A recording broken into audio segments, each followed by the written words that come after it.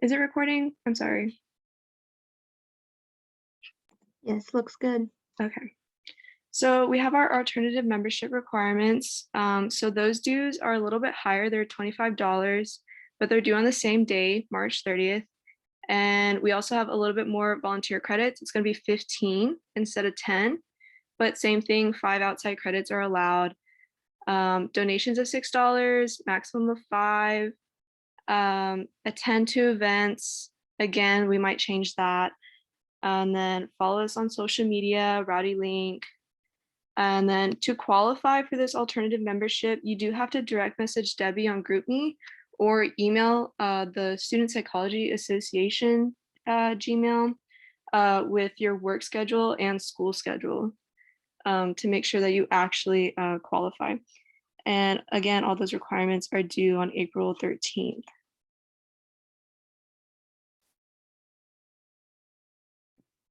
Hi, everyone. I'm Elena. I'm the Vice President. So I'm going to be talking about volunteer event opportunities. So we have a few this semester, one of them being Love for the Elderly.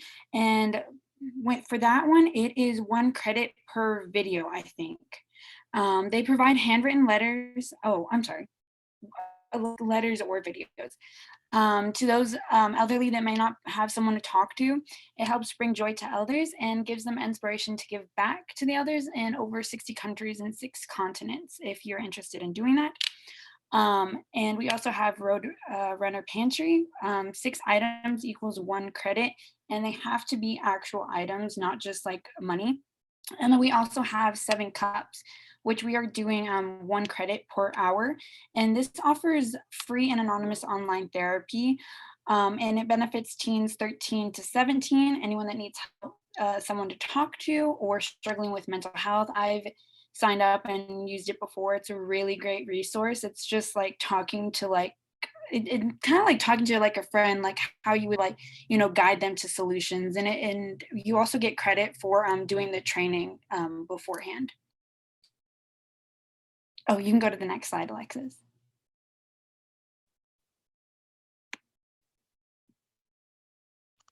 So I'll be talking about the rest of the volunteer credit opportunities. We have our letters of encouragement for both the San Antonio State Hospital and the Children's Shelter. So 1 letter equals 1 credit.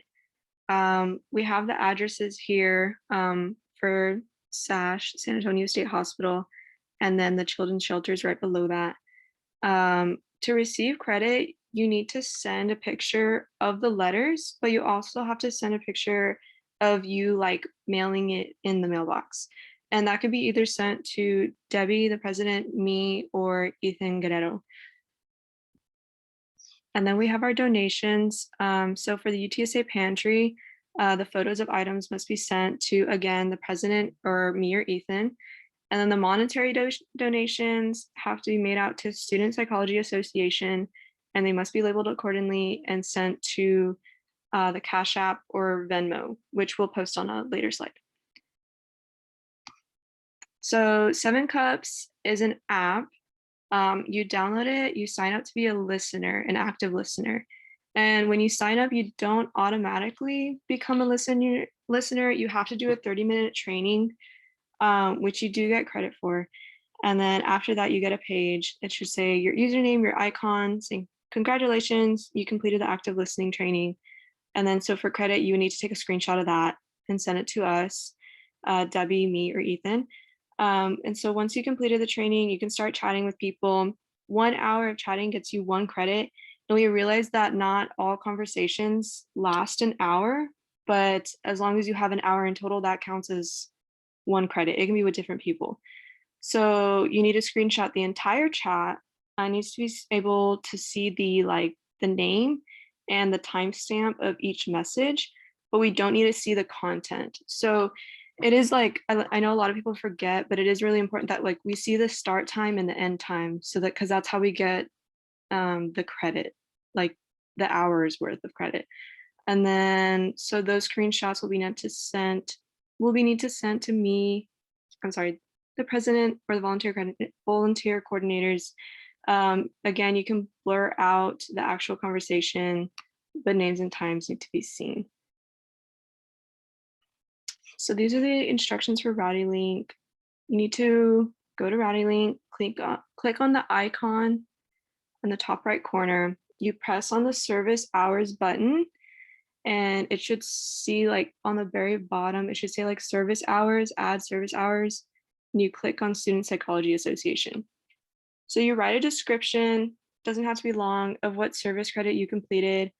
And then if you completed multiple different credits, you have to add all of them to the description in detail. So again, you can submit that proof to the email or to the volunteer coordinators or the president. And then you have to add the date and how many hours you completed, basically how many hours you're asking to be approved. And then whoever approved that, like say you sent it to me on GroupMe, you have to put like verification contact Alexis Gutierrez or Ethan Cadetto or whoever. So there's that. And then Elena. Sorry, I was trying to like unmute myself. So follow us on social media. That is part of, that receiving active membership. We have a lot of social media platforms. We have Instagram at Student Psych UTSA, Twitter at Psych UTSA, Facebook. We don't really use that one, but we are starting to use it back up. Student Psychology Association at UTSA.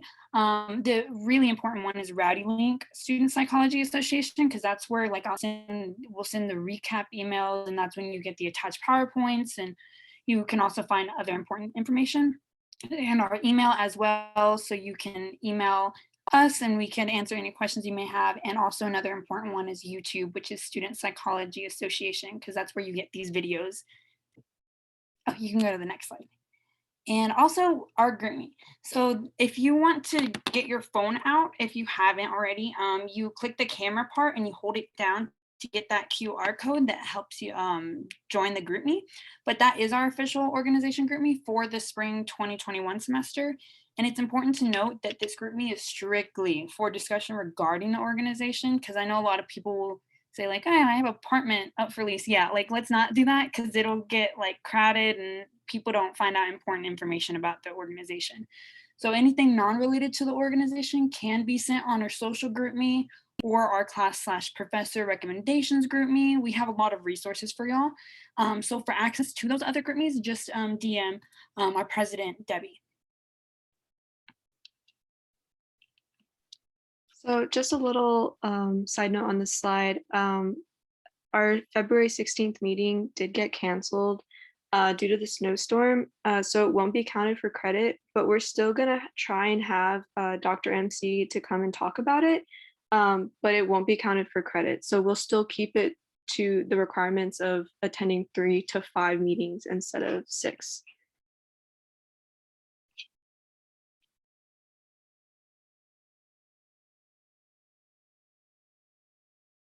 I always struggle finding the unmute button.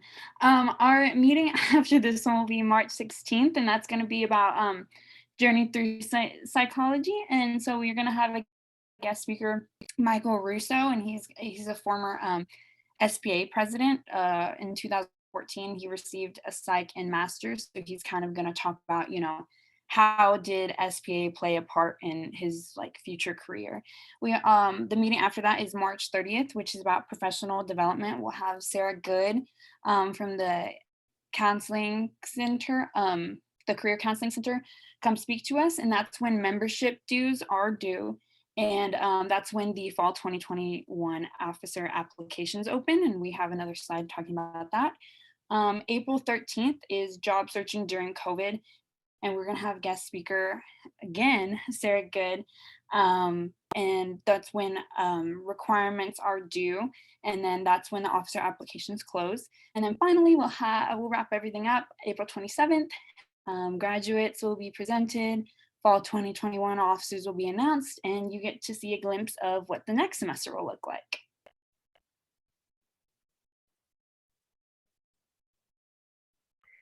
So again, with this graduate school panel event,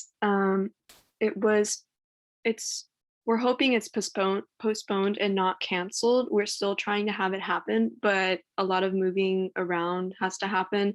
So we're not sure. But again, we'll change the requirements if it doesn't. So look out for this new date whenever we post it. But our next event planned is the Research Internship Networking, which is prepped and hosted by Elena, myself, and Ethan. And then our other event is going to be on April 22nd, the Expressive and Play Therapy, which was prepped by Lauren Toll, Elena, and Vanessa. And it's going to be hosted by Elena and Vanessa.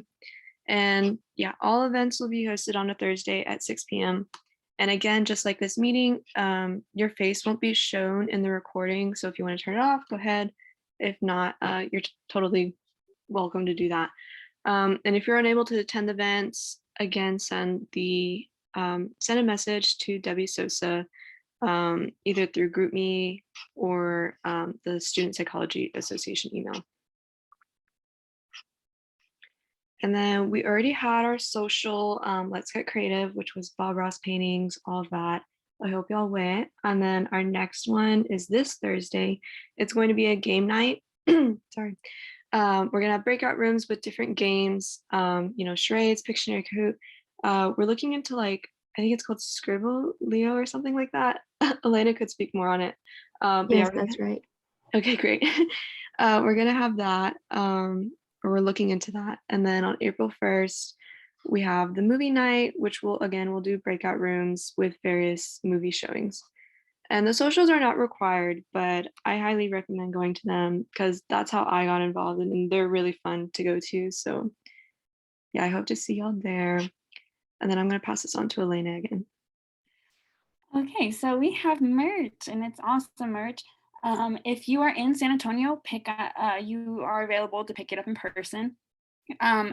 Delivery is also available. However, the charge does depend on the distance you are getting it from. And like mentioned before, if you're not in San Antonio, it will deliver via mail, and so you'll be charged that shipping fee. So here are the t-shirts. So pretty much t-shirts will be ordered through assigned letter codes, so code T. T-shirts will be sold at $20. And so we have sizes from small, medium, large, extra small available right now. And an example of an order would be like TL, because the order code is T, and then you want a size large. I'll go ahead and go to the next slide because I know we want time for Dr. Scott. We also have double-sided mask, and those are $7 each, and then the order code is M. Tumblers, water bottles, and coffee mugs, we got them. The tumblers, water bottles are $15, and the coffee mugs are $20. Tumblers are the code A, water bottles are C, and then coffee mugs are B. And those are kind of our available designs right there. Also, just to let you know, our sign-in sheet is about to close, so go ahead and sign in if you haven't done that yet. Thank you.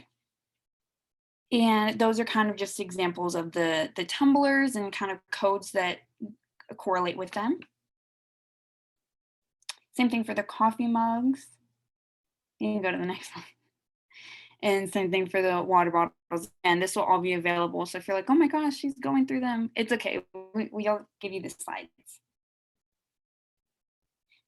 And for the payment method, so this is the same as dues as well. So when placing an order, whether it's just one or multiple items, do make sure the order codes are input correctly. And so you have the slides before to refer to. And additionally, if you also are paying for membership dues or making donations, do make sure it's also mentioned in the little caption thing or comment. So that's kind of an example that it offers you.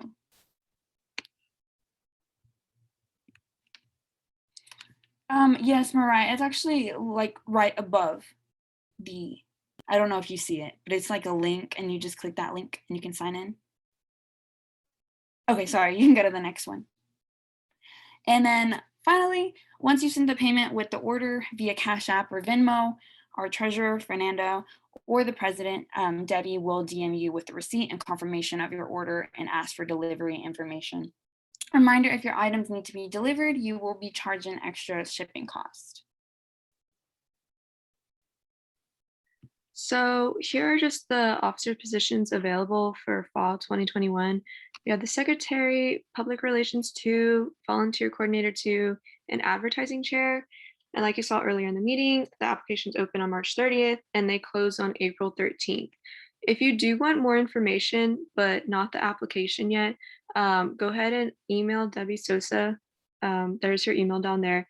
And she'll be happy to tell you more about the positions, and the applications will be sent out. The rest of the information will be sent out at the later meetings.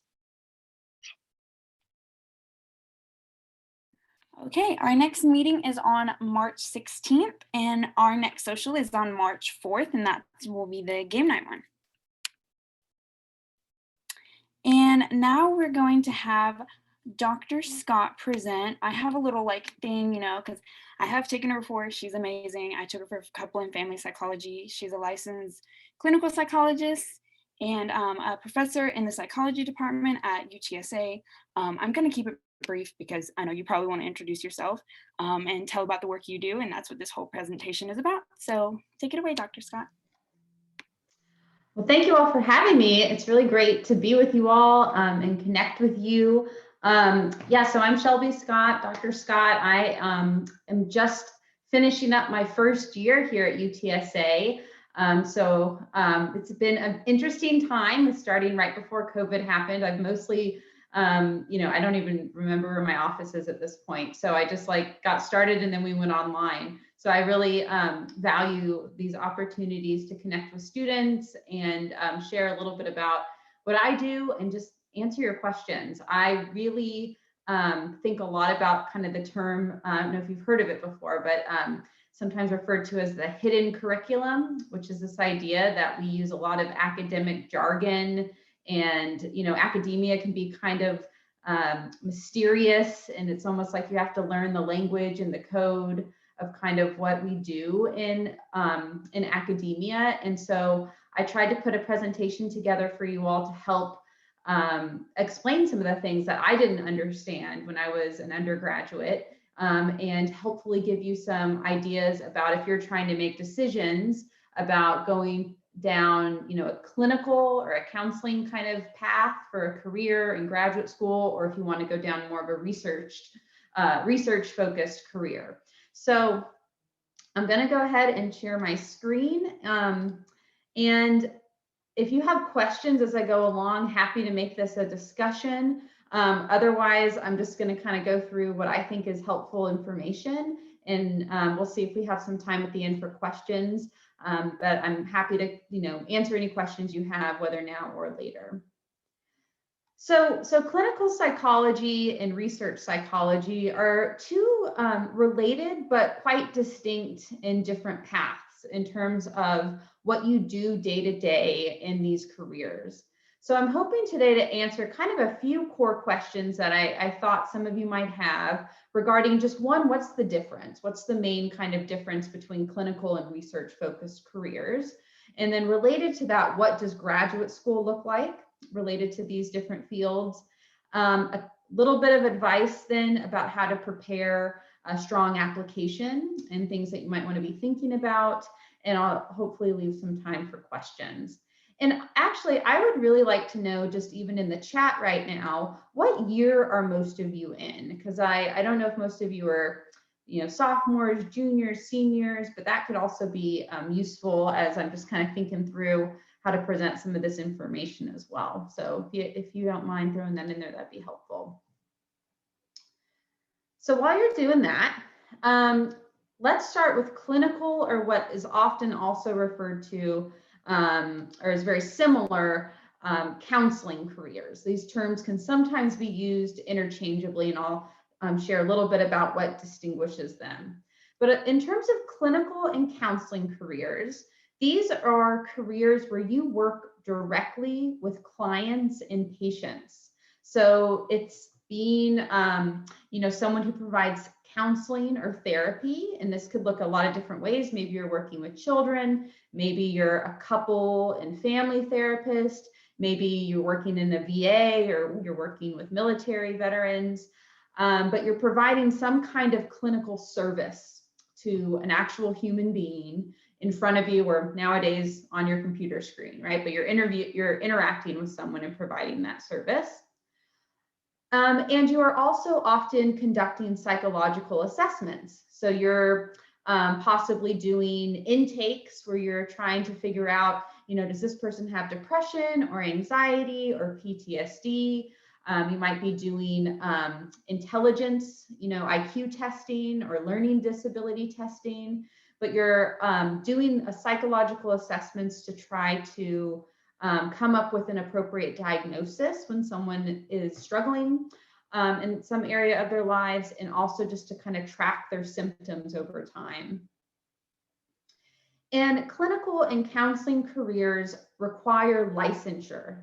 And that means that you have to go through a certain process, often through graduate school, obtaining hours, which means you are getting supervised clinical experience from a licensed person, supervisor, and then often have to take a licensing test to then be licensed in that degree or that field. So for example, I am a licensed clinical psychologist.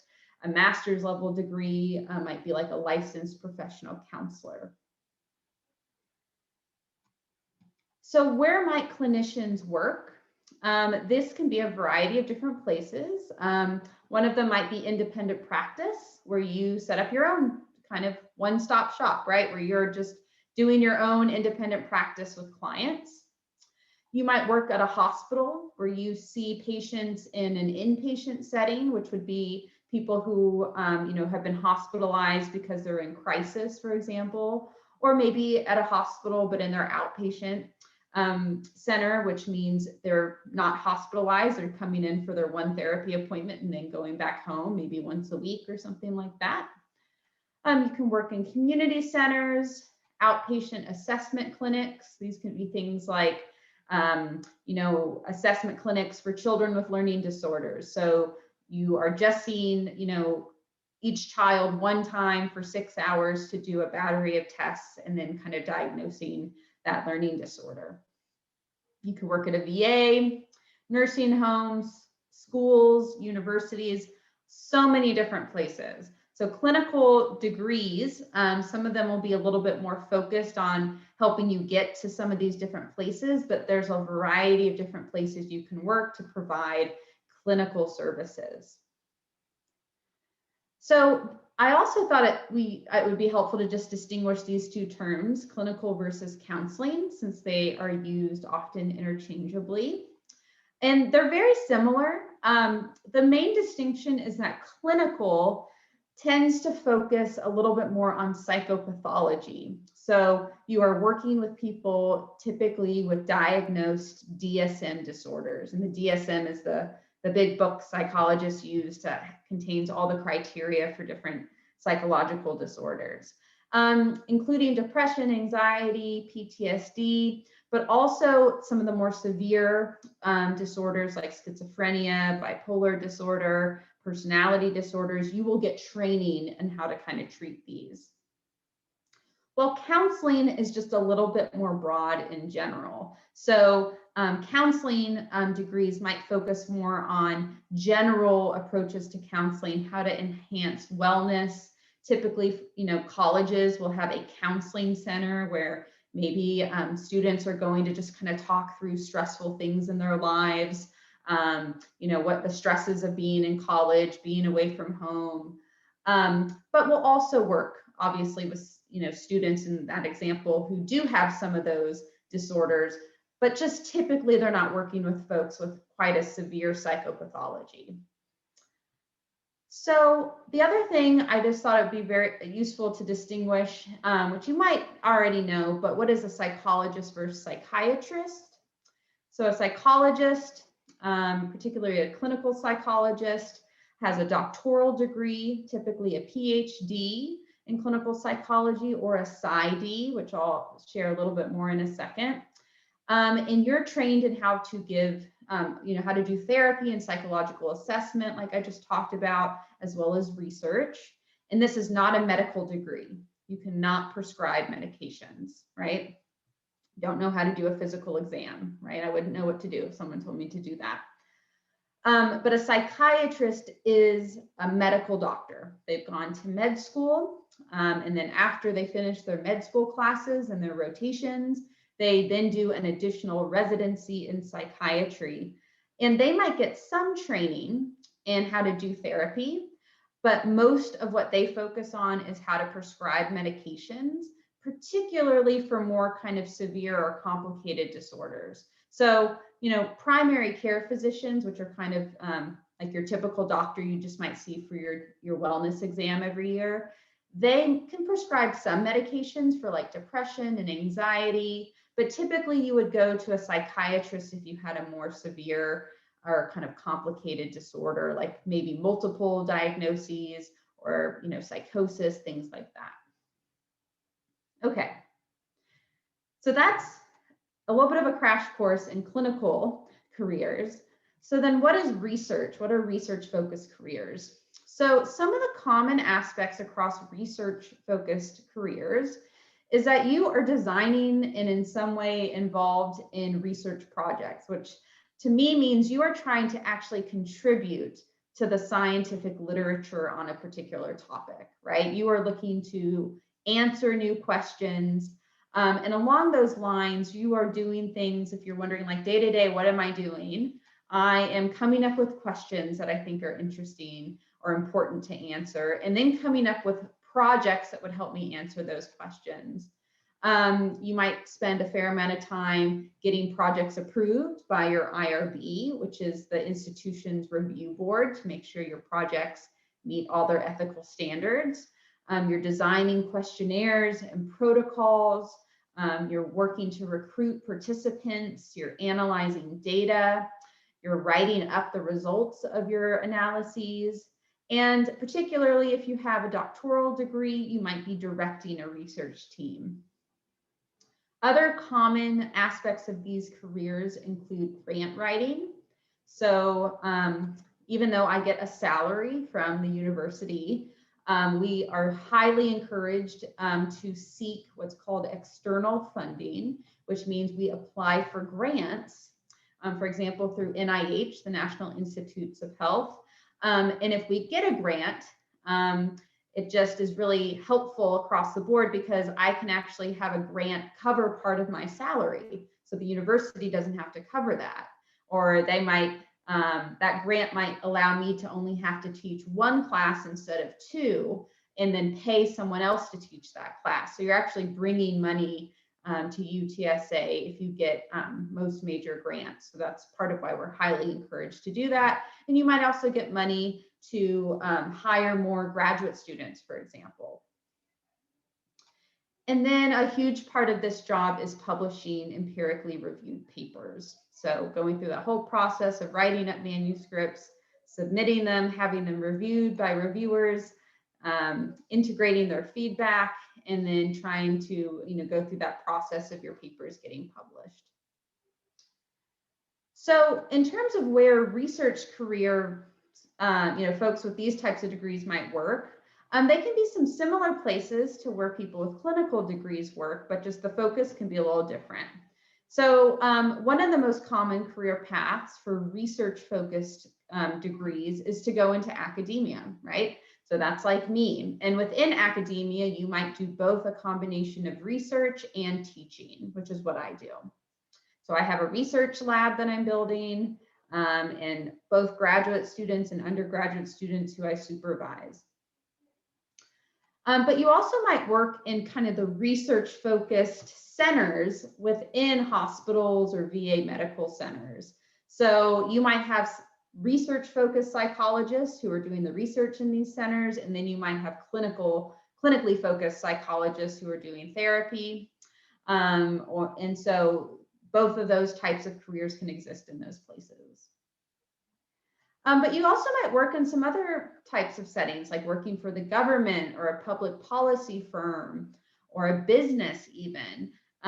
We're seeing an increase in psychologists being hired by different businesses like HEB, for example, or in the tech industry. There's been a big call for psychologists to help be part of their teams that create apps for people to get access to different psychological tools. And you also just might consult. So that can be a pretty lucrative career path of being hired, by different businesses or research teams to help with small projects from time to time. Maybe you get hired for a few months, but you're helping that team or that individual with a particular question. So in terms of graduate school, I wanted to just help dispel maybe some of the confusion around like what am I going to be doing differently than if I go to graduate school. So across research and clinical degrees, there is some common overlap. Across both of these types of degrees, you'll take the same kind of core classes related to, like core psychological theories. So you'll learn about development and lifespan psychology, how people change over time from infancy to old age. You'll take a class at least on abnormal psychology, on basic research and kind of scientific methodology. You'll likely take a course or several on multicultural issues and ethics, and also psychophysiology, or kind of like the biological basis of behavior. And then where they diverge a little bit has to do within what you're going to be doing in your actual career. So in a clinical focused degree or a counseling focused degree, you will take additional classes in psychotherapy, psychological assessment, and then one of the biggest distinctions is your actual clinical training. So you will actually start seeing pretty quickly, depending on how long the program is, patients and clients. And you will do this with some form of regular supervision. And this can vary a lot. On the low end, you might, start seeing, a handful of clients and get 1 hour of supervision a week. But in more intensive programs, you might even do something where the supervisor is in your ear or looking through a one-way mirror and can kind of call in, or maybe you record your sessions and you go over every session together. But you're learning how to do psychotherapy by doing it and getting supervision on at least a weekly basis. And then you're also often doing additional practicum or externships out in the local community at some point. So you're going beyond maybe your university's counseling center where you might start, to then going out into the community and working with 1 or 2 or 3 different supervisors to get additional experience. In terms of doctoral level programs, you also have this 1 additional year of training. So like for a clinical psychologist, where you do 1 really kind of intense 1 year of clinical training somewhere else. It's almost like getting matched for residency in med school. You apply, you interview all over the country, and then you put in your top preferences. The sites put in their top preferences of their applicants, and then a computer program matches everybody, and then you go to that place for a year. On the research side, you get more training, obviously, on research methodology. So you would take additional classes really focused on the nuts and bolts of how to do research.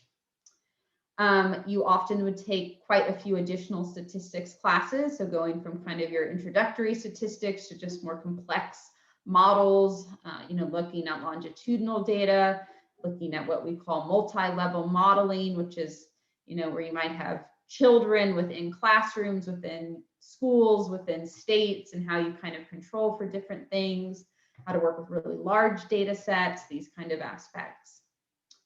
You learn how to then do data analysis related to those statistics, like the nuts and bolts of how to do that. And you might get some additional training and grant writing as well. Okay, everyone doing okay so far? Okay. For some reason, and I don't know if this is, I'm clicking on the chat, but it's not coming up for me. So if there is a question, just let me know. But otherwise, I'll kind of keep going. So I wanted to just go over a little bit then of so what are the different degrees? It can be a little overwhelming. Like what What are different master's degrees? Are they clinical? Are they research? What's the difference? Where do they overlap?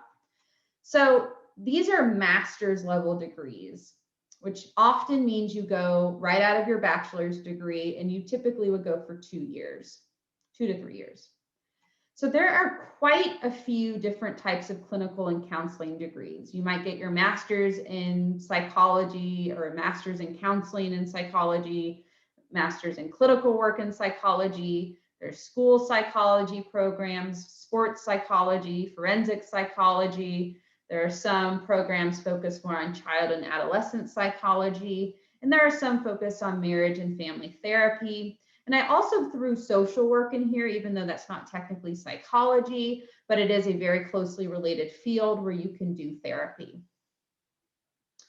And then on the research side, these tend to be, oh, also important note, regardless of what these programs are, always check that if you want to do therapy, that these programs say that their degree will help prepare you for licensure. That's just an important thing to look for as you look into clinical programs. If you want to be a therapist, if you want to see clients, that these programs are designed to get you supervised clinical hours and are certified so that they can prepare you to then take that licensing exam. Research-focused degrees at the master's level are a little less common, mostly because you can't quite do as much as you would with a doctoral degree in research. There's just a little bit more of a distinction. But the ones that tend to focus a little bit more on research are experimental psychology degrees or quantitative psychology degrees at the master's level. And we actually offer one of those. I believe ours here at UTSA in the psychology department is officially an experimental psychology degree. So just so you know, if you apply to that program in the psychology department at UTSA, you will not be getting clinical experience. You will not be prepared for licensure.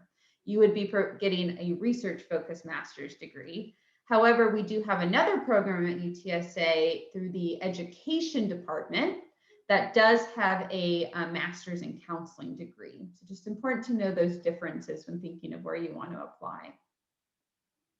Okay. What can you do with a master's level degree? Well, if it's a clinical degree, you can kind of do very similar things as someone with a doctoral degree. If you want to do clinical work, you can immediately do a private practice where you see patients and clients and kind of whatever you want to specialize in. You can join a counseling team, like at a community center, a medical center. You could be a school counselor. Most elementary schools and high schools require more master's level degrees. But I do just want to again say, if there's a particular place you think you'd like to work, check with these institutions of the types of degrees they tend to take. So just as an example, I used to work at the VA, and I don't know why, but the VA did not hire LPCs. They would hire social workers and psychologists, but they wouldn't hire, master's level, LPCs. They had a big preference for social work. So social work or psychologists who had their doctorates.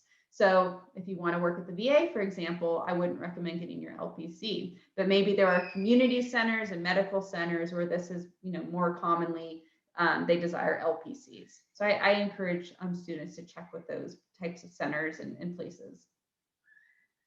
If you get a research master's degree, like I said, it's a little bit more limited. Oh, I can see the chat now. It just popped up for some reason. I see everybody's junior, senior, freshman, whatever. Sorry. If you get a research master's level degree, you can typically your options would be to join a business or a research team and be kind of part of that team, but you wouldn't necessarily be doing your own independent research, most likely. So for example, our master's program in the psychology department here, that's more research focused, most students go on to get their doctorate, but the students who don't have been hired places like HEB to kind of be a part of their research team and do some of their data analytics and things like that. Okay, or maybe some statistical consulting.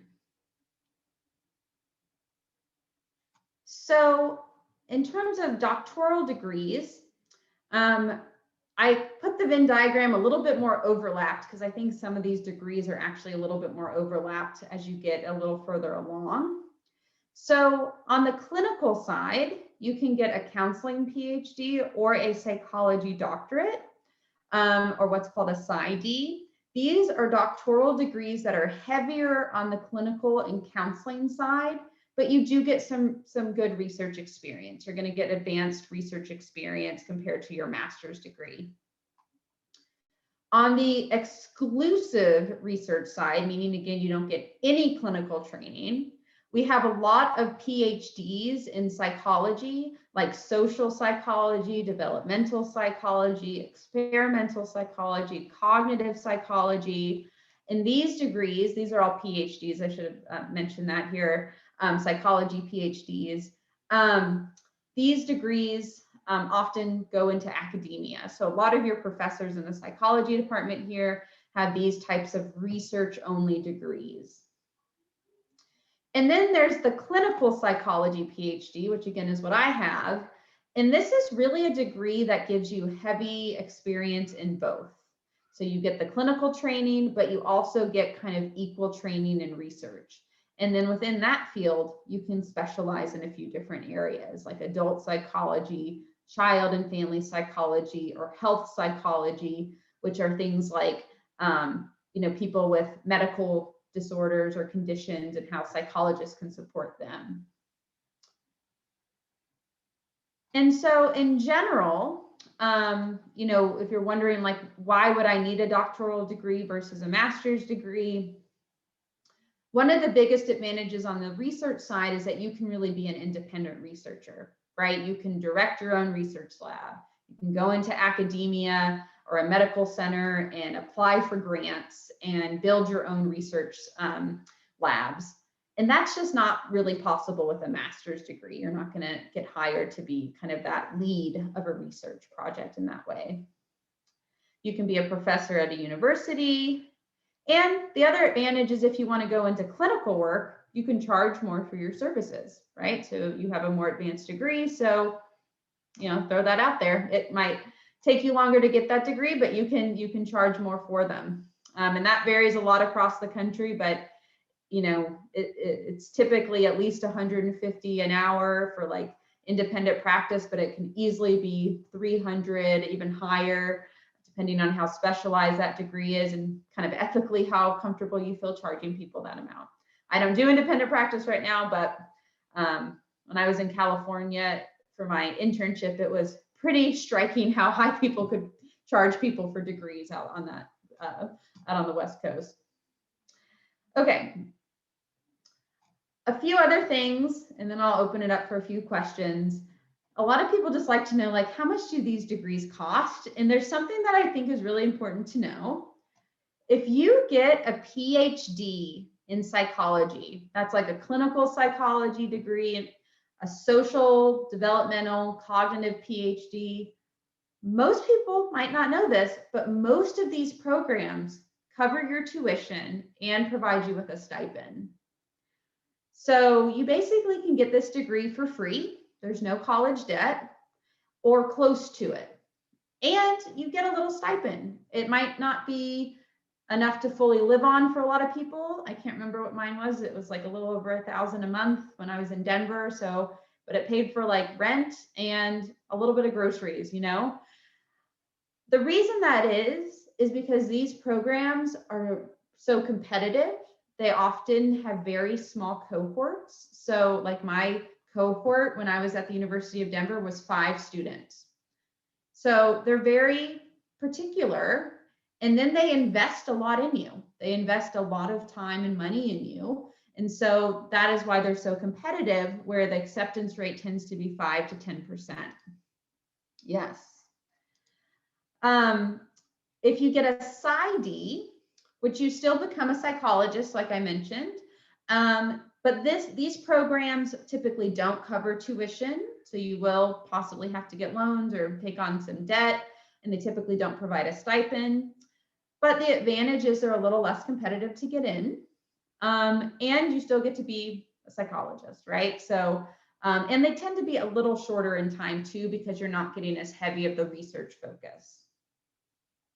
And then master's level programs also typically do not cover tuition, but they might have different avenues for financial aid and scholarships. So I would definitely look into that. Okay. All right.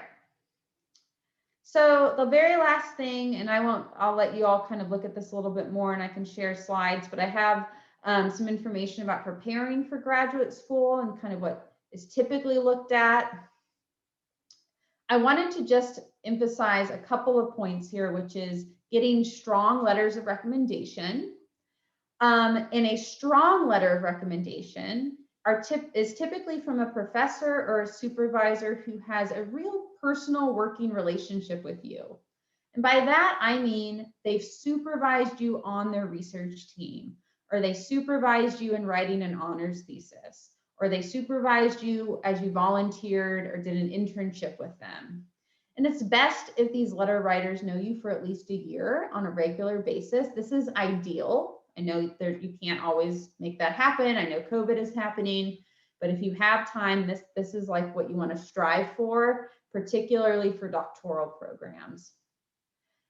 A good, but maybe not great letter of recommendation might be from like a professor who taught a course with you. But even then, I just highly encourage you to get to know these professors, and for them, even more importantly, in some ways, to get to know you.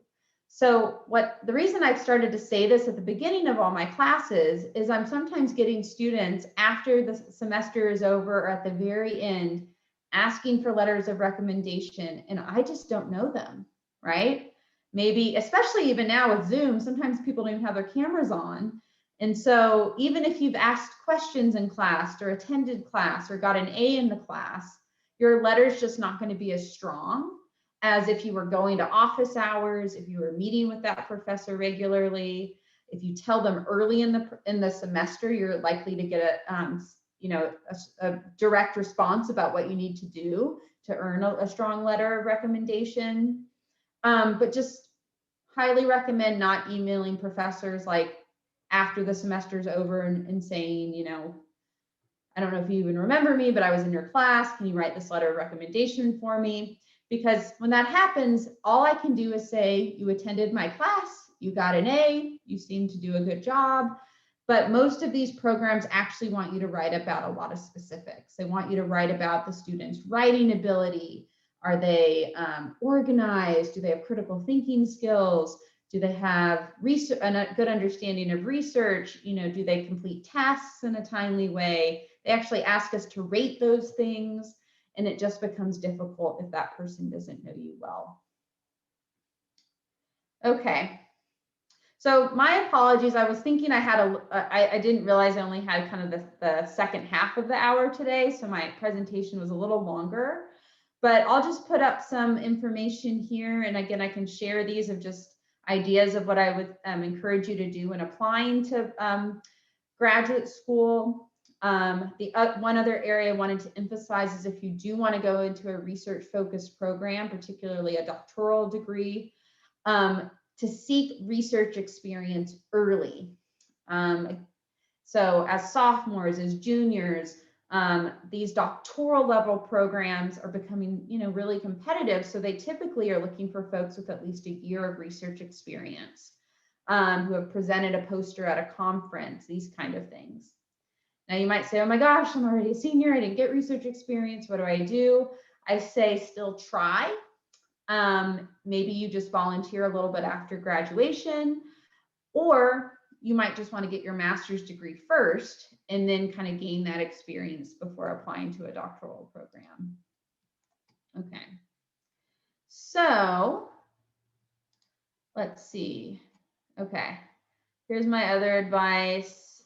I'm just going to highlight at the end that APA has a lot of resources available as you start to look into grad programs. They have some programs that have a small fee that gives you access to I think 100 or 1,500 graduate programs in the US and what their degrees are, what their requirements are, what you can do with those degrees, where the students ended up who got these degrees. So they're really, I think, worth the cost if you do look into some of these programs to just get information. And I'll leave it there. So I know we have just a few minutes, but does anyone have any questions for me? And I can hang out for a few minutes too. I had a question. Mhm. So is it possible, because I've seen like people on like Psychology Today with like 20 acronyms. So is it possible to get a license in multiple things without getting that particular degree? So for example, I want to go for like clinical social work. So ideally I would get like the licensed clinical social worker, but is it still possible to get an LPC if I wanted to? So some of those different acronyms after someone's names do refer to different licenses. And some of them refer to different like additional specializations or certifications that aren't the same as like a license. So let me give you a quick example. So within the VA, I'm not even gonna remember what it meant, but within the VA, you would have someone who's like a clinical psychologist. So after their name, it would say PhD. And then some people had this additional designation. You might be able to Google it. I think it was ABPP. And it was like advanced training in like additional specialization, which they got through the VA, which was like an extra kind of year of training where they maybe learned to be a certified VA specialist in a certain trauma therapy. So it's not the same as getting an additional license, but it's like, here's an additional specialization after I got licensed. But there's no limit to how many degrees you could get. But like, let's say you did what you just said, you became a licensed clinical social worker. You probably wouldn't have the credentials to get licensed as an LPC, because I don't know that exact license, but you'd have to look into it. They likely want licensed supervised training from people with that type of license, or a more advanced license. They might have different requirements for what classes or what type of degree you need to have to get that LPC. So it just depends. Okay. My dad just came in and was like, did you bring me ice cream? And I was like, what? I just here. Okay.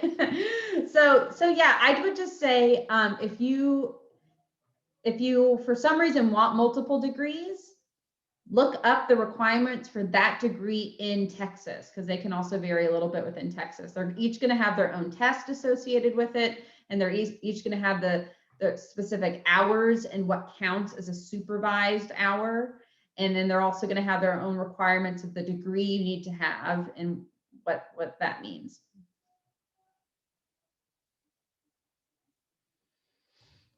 Okay, other question in the chat. What's the best way to find research opportunities as an undergrad? I transferred to UTSA last semester, so I'm not sure.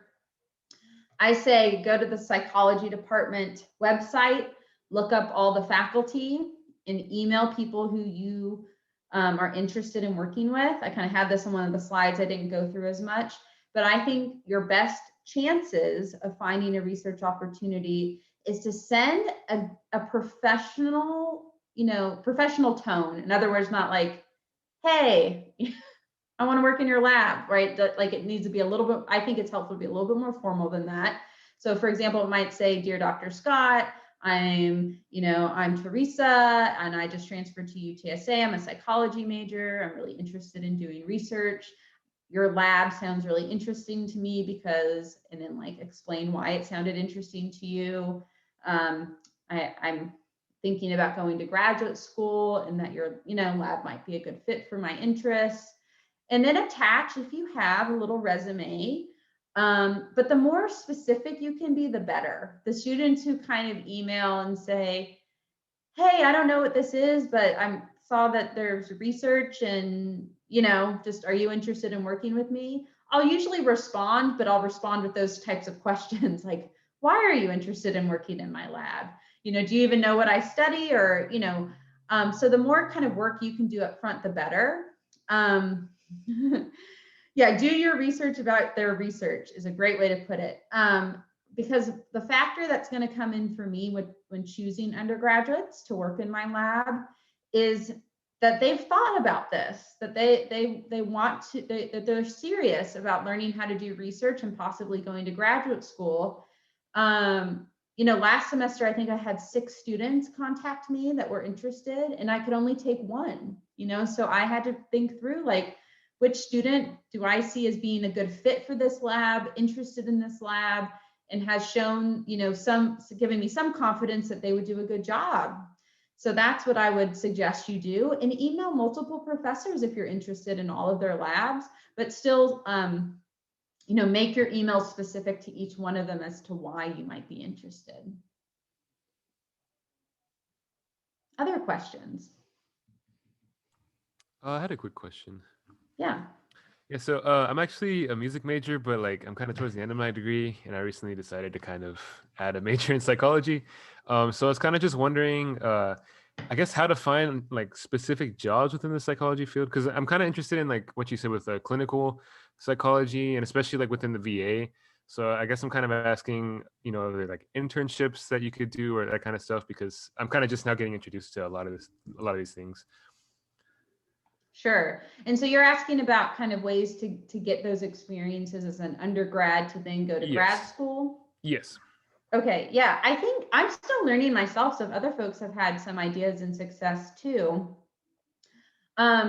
The Career Center might be a good place to start at UTSA, of asking like your advisor what other similar, you know, psychology majors have found, and if they have any connections in the community to different places. You know, I know, like, for example, some of the undergraduates that have interviewed with me to do like an independent study have had a variety of different experiences in San Antonio, working at, you know, women's shelters, or, you know, were able to shadow a therapist at a particular clinic.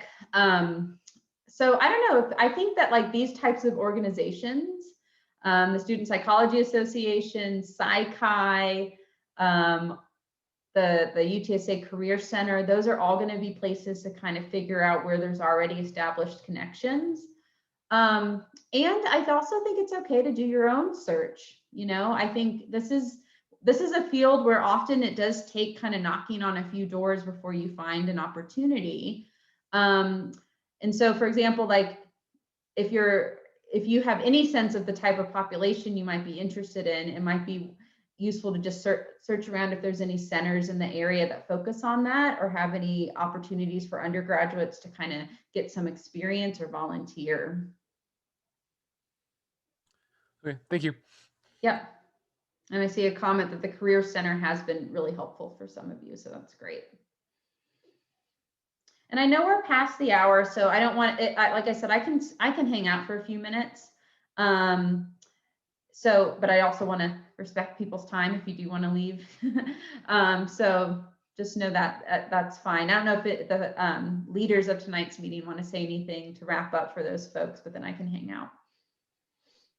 Yeah, I was just gonna say, if you guys don't have any more questions, I just want to let you know that this video will be posted on our YouTube by the end of the week, and we'll also be sending out a recap email by the end of the week. But yeah, if no one else has questions, you are more than welcome to get on with your night. But yeah, thank you so much, Dr. Scott, for joining us. We really appreciated all the information you shared. Your PowerPoint was awesome, and yeah, it was really, really great. So thank you. You're welcome. Thank you all for your time. So yeah, does anyone else have any questions that weren't addressed so far? If no one else has any specific questions, I have one that's kind of more, I guess, personal to you that I was curious about. Yeah. I think I heard you mention that you studied at the University of Denver. Were you studying for your master's degree there or your PhD? I didn't catch that. So I should have mentioned this earlier when describing some of these different degrees. If you go into a PhD program in psychology, like clinical psychology, most programs, you get your master's and your doctorate in that program.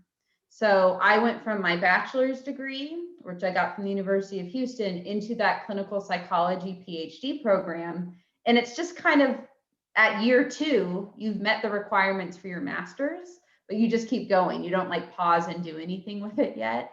It's just part of that program. So I got my master's and my PhD there. Awesome. Yeah, I'm glad to hear that because that's where I want to go for graduate school. Nice. That's Yeah. awesome. I will say though, because it can be confusing, UTSA has a psychology PhD program that's research focused. And we're one of the few programs where you come into that program with your master's. So the PhD program here is only 3 years, where most PhD programs are, it varies, but between 5 to 8 years. So that's why the program here at UTSA is a little shorter, and there's no clinical components today. It's kind of just heavy research for 3 years. Right. Yep. Cool. Yes, I want to go there for a different field, but that's good to know for other people Yeah. who might be interested. Exactly. What else? Do y'all have any other questions about just what clinical psychologists do or day-to-day life of what it means? Feel free to ask whatever's on your mind. So I saw on a slide just really quickly that some of the places that a clinical psychologist could like possibly internship at, and one of them was like at a daycare. You saw that where? On my slide? Is that what you said? Yes, but we had to skip over it due to time constraints. Ah, okay, let me see. Okay. I don't remember exactly saying that, but what I will say is if you want to be a clinical psychologist, if you want to get your doctorate, what's going to be valued the most is that you actually have research experience. Gotcha. Because these programs, again, most of them pay for your tuition, most of them pay you even a stipend. And so they want to have confidence that you want to do research. And when you get your doctorate, you have to do a dissertation, you have to do often a master's thesis on the way. So they want to have confidence in your research experience. However, if you wanted to get one of the more clinically focused degrees, so for example, even like a doctorate, a PsyD, then some of that counseling experience might be valued a little bit more, and definitely for master's level clinical degrees. So volunteering at a daycare might be like a perfect example of, especially if it's a program that works with kids, that shows that you've, gone the extra mile to get some experience working with kids. Okay, thank you. I'm sorry, but what's the main difference between a PhD and a PsyD? Sure, yeah, this is often confusing. Okay, let me go to that. We'll circle again. Okay, so a PsyD is kind of a new degree. It's actually only been around since the 1970s.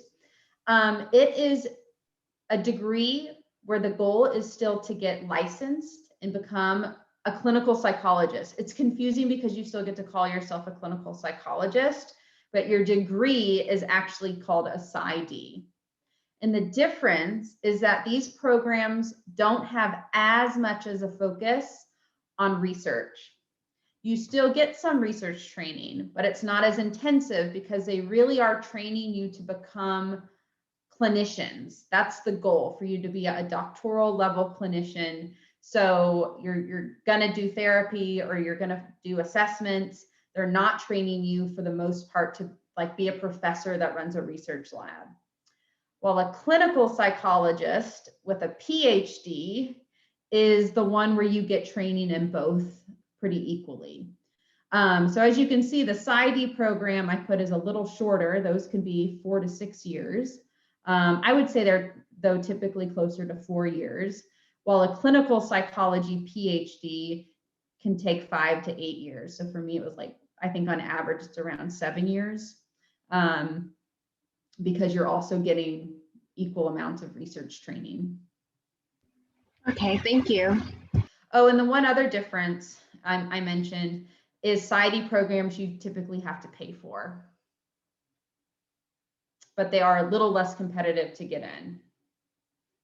While a clinical PhD program will pay for your tuition and typically give you a stipend.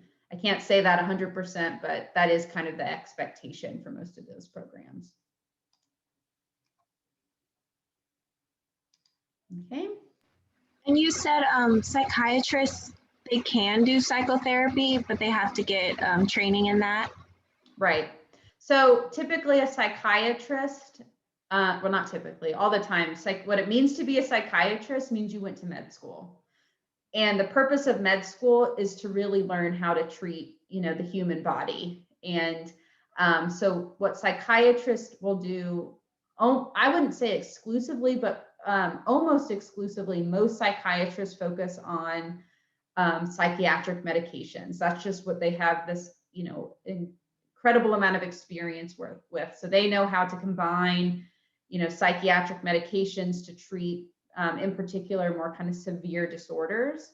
But they can get some training. So for example, when I was, before this position, I was at the Denver VA, mostly doing clinical work, but I had an affiliation with the med school. And I did some classes with the med school students, or the psychiatry students. So they were out of med school and they were actually doing their psychiatry residence. And they did like a once a week seminar where they kind of learned about different topics related to psychotherapy, but it just wasn't nearly the same intensity. So I'd say it was like 5 to 10% as much training in like how to do therapy, talk therapy, because the majority of their training was in how to prescribe medications and that piece. Oh, wow. Okay. Thank you. Yeah. So I would say if you really want to be doing psychotherapy, it's a lot of training of med school and those kind of things, and pretty minimal training in psychotherapy if you become a psychiatrist, but you always could. And, that you could always get more training, but it just isn't going to be the main focus. Yeah. What else? What else is confusing?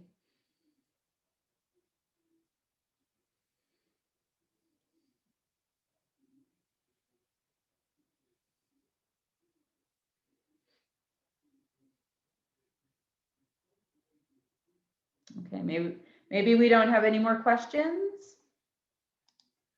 Let's say going once, going twice. Oh, I hear something. Oh, if they have any more questions, we can go ahead and in the meeting now. Like Dr. Scott said, it is an opportunity to ask more questions if you have any while she's here. I'm going to give you all the opportunity again. No one else? Okay. I just wrapped it. Oh, sorry, Elena. I think you're breaking up quite a bit. You're frozen now. And it's kind of